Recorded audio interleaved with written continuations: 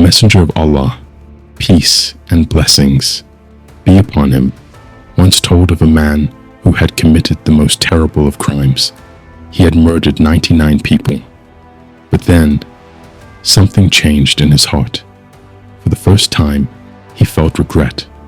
A thought struck him. Can Allah forgive me?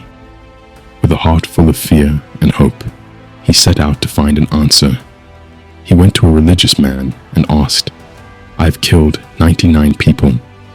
If I repent, will Allah forgive me? That man, unaware of Allah's vast mercy, hastily said, No, you have gone too far.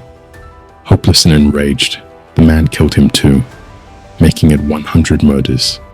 Yet his guilt did not leave him. He still wanted to seek forgiveness.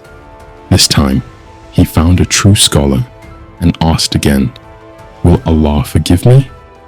The scholar looked at him and said, You have committed a huge sin, but who can stop Allah's mercy? His forgiveness is greater than your sins. But there was one condition. The scholar advised him, If you are truly sincere, leave this sinful city at once. Travel to a place where people worship Allah and start a new life among the righteous. The man's heart filled with hope. Without wasting a second, he set out on his journey, leaving behind his past and moving towards Allah's forgiveness. But then, something terrifying happened. Before he could reach his destination, death struck him. Now, the angels came down and a dispute arose. The angels of mercy said he had repented. His heart was turning towards Allah. He should go to Jannah. The angels of punishment argued, but he had killed 100 people. He had done no good deed. He belongs to Jahannam. Imagine the scene, a soul caught between mercy and punishment. But then, Allah, in His infinite mercy, made a decision. Allah commanded the earth, measure the distance between his body and both cities. If he is closer to the righteous land, he will enter Jannah. But if he is closer to the sinful land, he will enter Jahannam. The angels measured, and just before the final judgment, Allah, out of His boundless mercy, shrank the earth.